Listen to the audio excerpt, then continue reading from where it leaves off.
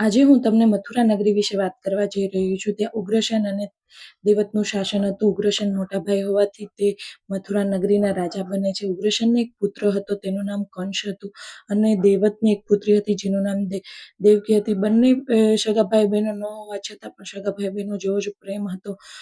સમયાંતરે છે ઉગ્રસેનનું જે મૃત્યુ થાય છે ત્યારે મથુરા નગરીનો રાજા કંસ બને છે, અને તે દરમિયાન દેવકીના લગ્ન કરવામાં આવે છે વાસુદેવ સાથે.